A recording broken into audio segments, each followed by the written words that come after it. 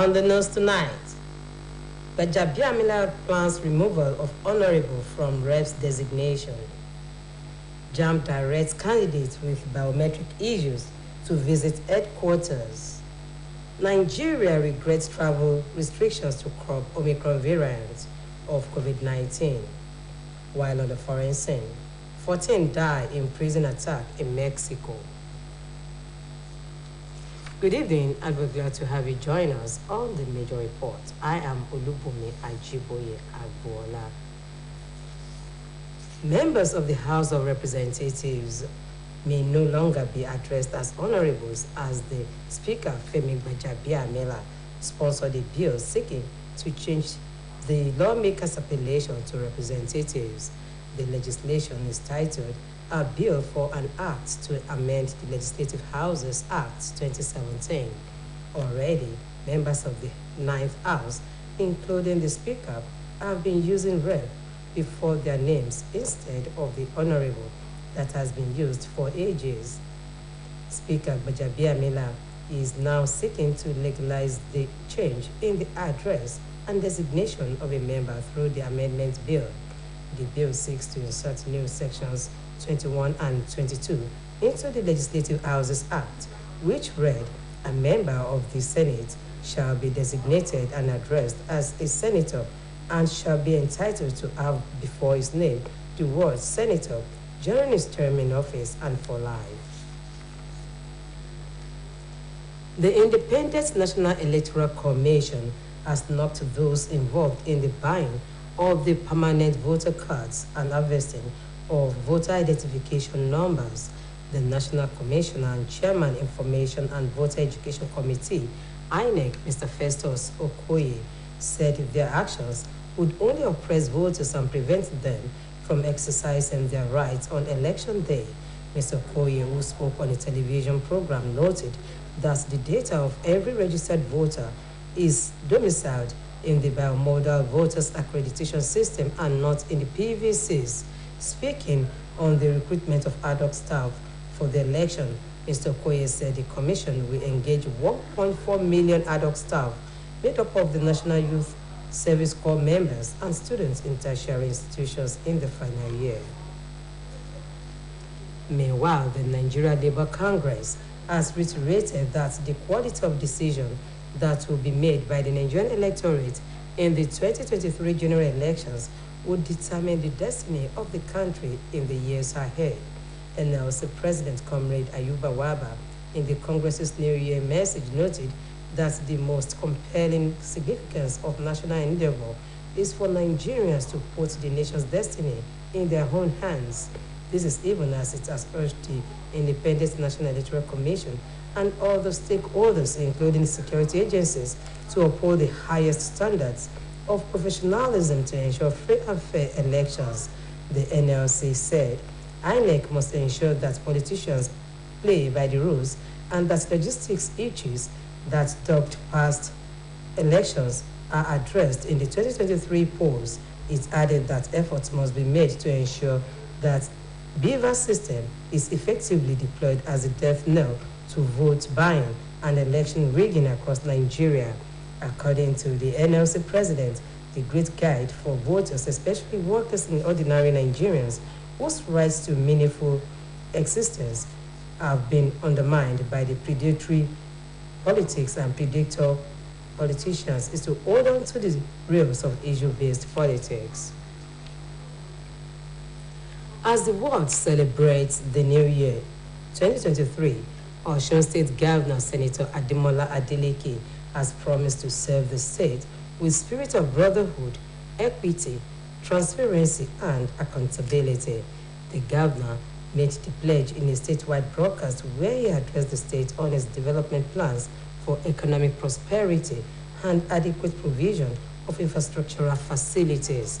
According to the governor, Osun State has gone through a series of major events, including the governorship election that produces leadership with change of government in the last 1 month, while thanking the people for support and goodwill that saw the state come out stronger despite the tension and anxiety that mounted before, during, and after his return as the duly elected governor of Osun State on July 16, 2022, Governor Ademola Adeleke promised to remain responsive and accountable in his move to reposition the state for a greater height. Senator Adeleke used the occasion to highlight some giant strides made by his administration and the plans going forward.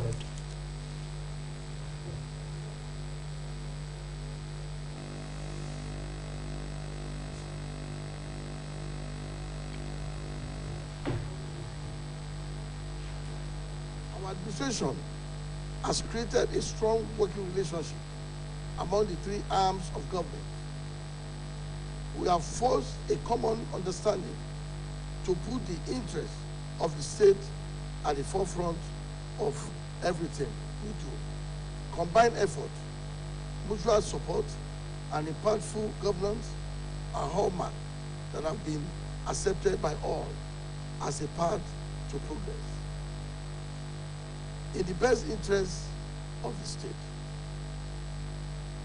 Within the same 1 month, our administration is focused on delivering on its first 100 days in office program.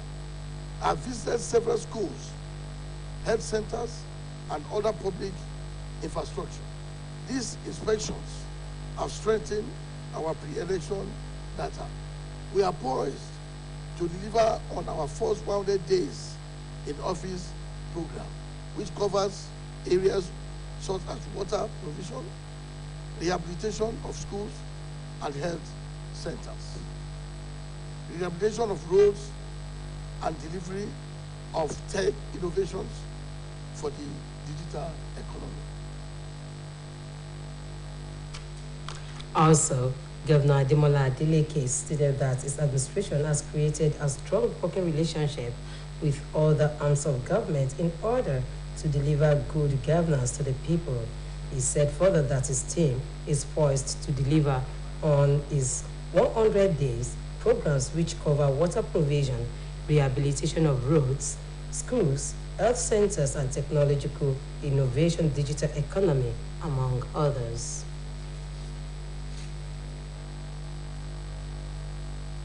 With me to use this occasion to seek the full support of Osun indigents, home and abroad.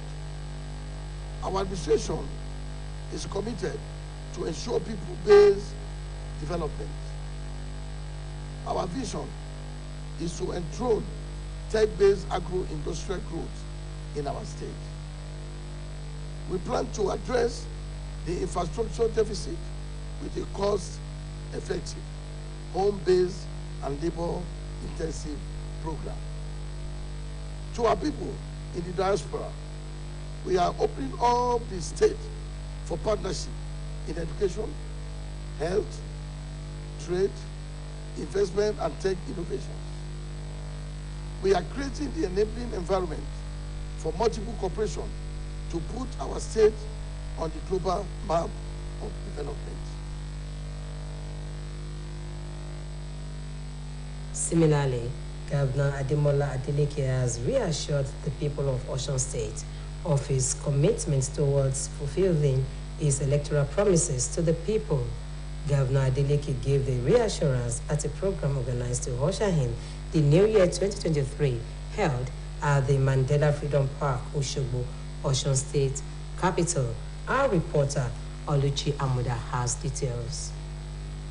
Midnight on the 1st of January 2023, the shout of Happy New Year by the Osun State Governor, Senator Ademola Adeleke, rented the air, accompanied by display of fireworks to usher in the New Year 2023 at the Mandela Freedom Park, Osogbo.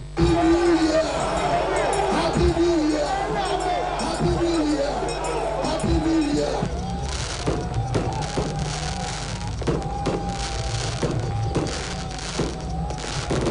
The governor, who was accompanied by his cabinet members as well as some stalwarts of the People's Democratic Party in Osun State, appreciated the people for trusting him with their votes, assuring that his administration is poised towards repositioning the state for the realization of the dreams of the founding fathers. Governor Adeleke promised that his government will now derail from its 5-point agenda hinged on welfare of workers and pensioners, boosting the state's economy, homegrown infrastructure policy, people-focused policy on education, affordable healthcare services, security, and social welfare, as well as industrialization for wealth creation.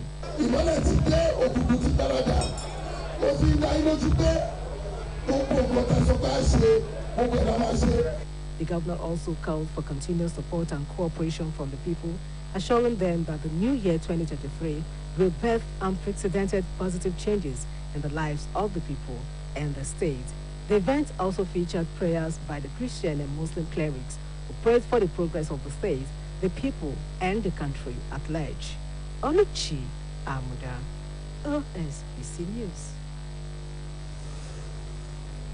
Nigerians have been admonished to move closer to God by being prayerful, as this year we witnessed another election in the country. This was the aggregate view of clergymen who spoke with Osbc News while celebrating the New Year 2023. Omotayo Adebodo has more.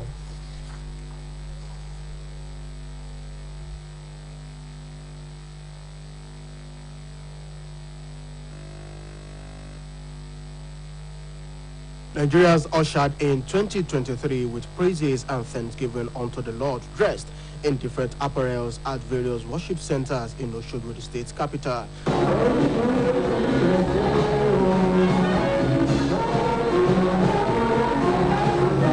A visit to some of the worship centers around Osogbo metropolis, including Seventh-day Adventist Church, Awosuru, Osogbo, Calvary Baptist Church, Osogbo, among others, witnessed large turnout of worshippers who came to give thanks to God as they look forward to a prosperous 2023. The clergymen who spoke with Osbc News included Pastor Joseph Adebun, Pastor Matthew Bambi, and Reverend Dr. Femi Abiola, said there is need to have a renewed hope and aspirations for the new year, and also the need to put God first and move closer to Him, and as well rest on His promises, while also admonishing Nigerians to pray towards the peaceful conduct of this year's general election in the country. The new year is here we should move closer to God. God has been so good unto us that we put God in His right position. We should place Him very well, that we should come and taste the goodness of God. Grace. This year is already declared to be a year of unlimited grace. The grace of the Lord will speak even in this election that we are going into in the year 2023 in the mighty name of Jesus. New year comes with new beginning, new desires, new focus, new aspirations, and we thank God for this opportunity to desire new things in the new year. I congratulate Nigerians for the opportunity to be part of this history. Christian faithful in the state had earlier converged to mark the last day of the year 2022 during the crossover night service to usher in the year 2023 as they sang and danced in various churches across the state. Although the year 2022 was characterized with turbulent times, they remained grateful to God for bringing them into the new year 2023. Omotayo Adebodo, Osbc News. Meanwhile, the New Year 2023 annual inter-religious prayer session to usher in the New Year holds tomorrow in Osun State. This is contained in a release by the Coordinating Director, Ministry of Home Affairs, James Akonde, and made available to Osbc News. It added that prayers by traditional worshippers will hold on the 4th of this month. Venue of the program is Parking Space, Bola Ige House, Office of the Governor, Osogbo. The release employed all invited guests and civil servants to be punctual as a matter of duty. Nigerians have been charged to refrain from sin and seek the face of God in order to allow for divine restoration of the lost glory of the country. Venerable Superior Evangelist Akimbade Jovi gave the charge while speaking with Osbc News against the backdrop of the challenges facing Nigeria. According to him, God does not demand.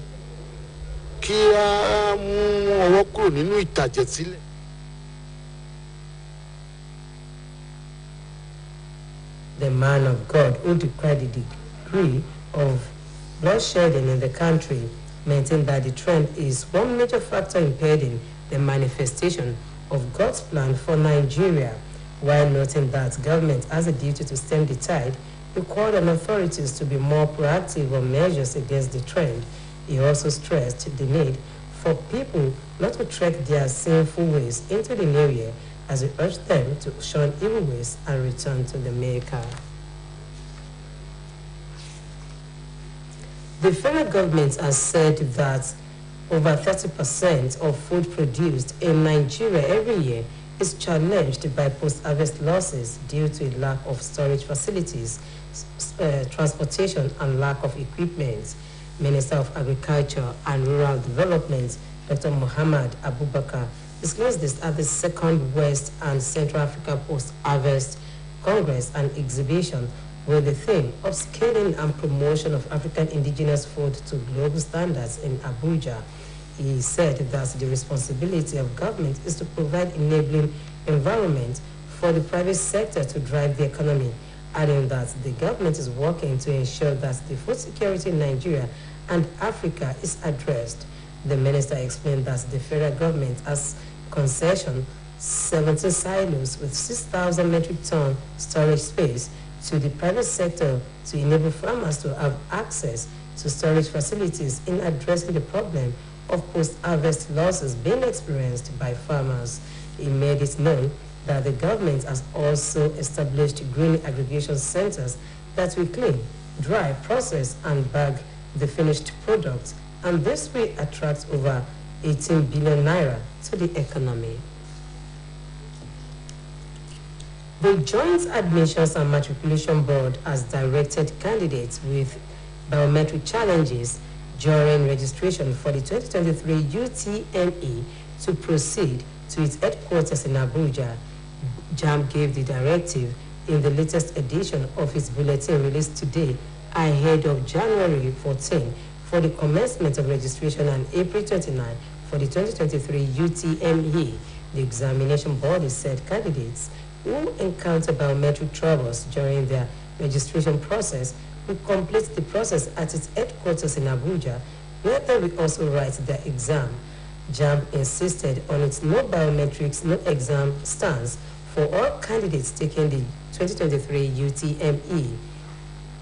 JAMB added that all accredited CBT centers have been empowered for real-time online registration as it directed prospective candidates to register at only partner centers or JAMB offices across the country. The board said any candidate who ignores the directive would not be able to complete their registration. JAMB also asked candidates to create their profiles on its portals to avoid any delay during the registration process, as there will be no offline exemption or flight mode registration. The Nigerian government has said that the travel restrictions enforced to curb the spread of the Omicron variant of COVID-19 had no health benefit. The Director General of the Nigeria Center for Disease Control, Dr. Ifedayo Adetifa, stated that the restrictions impacted negatively on individuals and businesses. Following a meeting of the NCDC COVID-19 National Emergency Operations Center, Dr. Adetifa said that the EOC would continue to review the ongoing COVID-19 situation in the coming weeks. He expressed confidence that the Nigerian population is significantly protected from a combination of natural infection and vaccination, but he hinted that there will be changes in government approach if the need arises. Dr. Adetifa said at the next review, and if deemed necessary, a range of actions not limited to enhanced surveillance of travelers at airports may be implemented. He advised Nigerians to make use of every opportunity the government has provided to get vaccinated and urged citizens to receive their primary vaccination, which can be 2 or a single vaccine dose. The Nigerian Meteorological Agency has predicted dust haze weather conditions from Monday to Wednesday across the country. NIMET Weather Outlook released in Abuja predicted thick dust haze with horizontal visibility of less or equal to 1,000 meters over the northern region during the forecast period. According to it, moderate dust haze with horizontal visibility range of 2 kilometers to 5 kilometers is expected over the north central region, with prospect of horizontal visibility of less than or equal to 1,000 meters over parts of Niger within the forecast period. It said hazy atmosphere with intervals of sunshine are anticipated over the coastal cities of the south during the forecast period, with moderate dust haze over the north central region, alongside prospects of reduced horizontal visibility up to 1,000 meters or less over parts of Niger, Benue, Kwara, and the Federal Capital Territory. NIMET advised the public to take necessary precautions due to dust particles presently in suspension over the atmosphere. We now go on a commercial break. The major reports continues shortly. Stay tuned.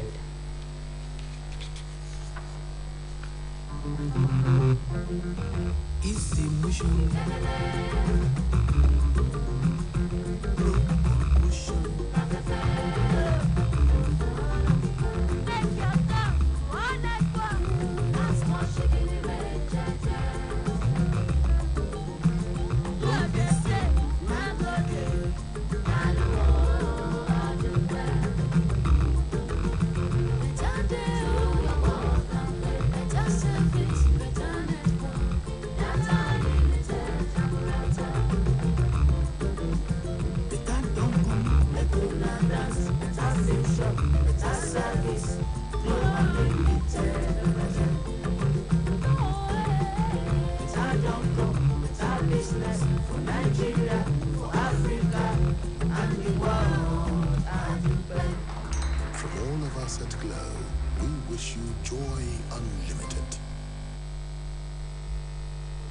Reports. Let's now move on to our Ask Us segment.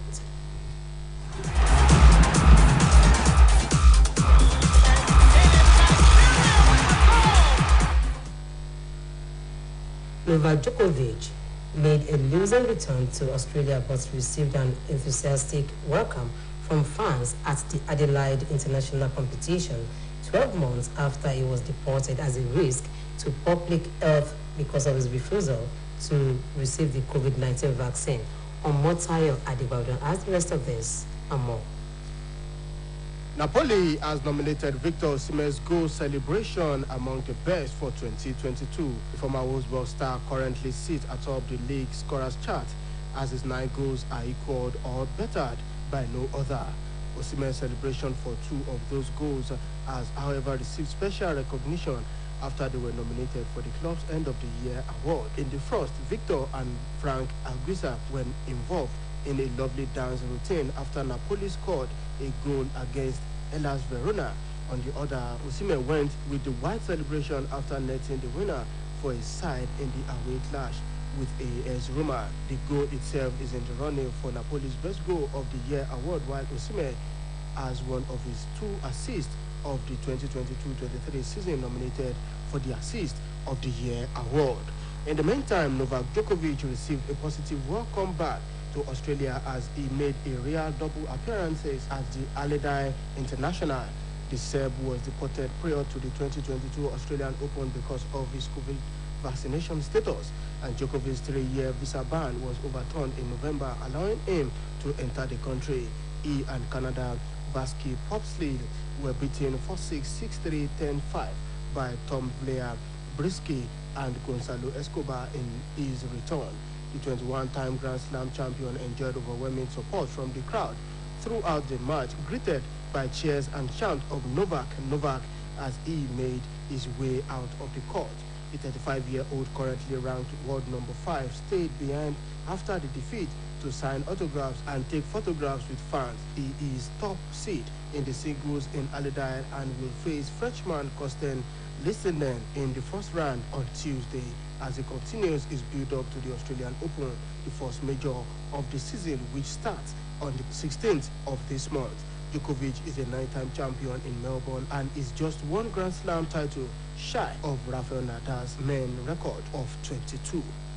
Montayo Adebodu, Osbc News. While on the foreign scene, government attacked a prison in the northern Mexican city of Ciudad Juarez, leaving 14 people dead and allowing some other inmates to escape. Abdul Adebisi has details of this.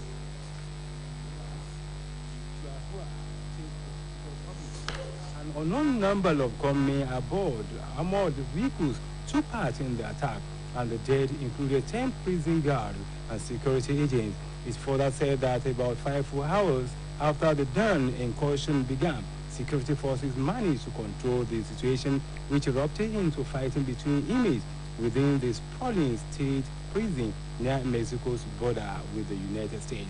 Moments before that, near the popular SeaWorld Maritime Park, a rescue helicopter landed on the sand nearby with scores of rescuers spread around the area. According to Queensland Police Service, Acting Inspector Gary Warrior, several police and rescue vessels stood by just off the sandbank, strewn with the wreckage of the 2 aircraft.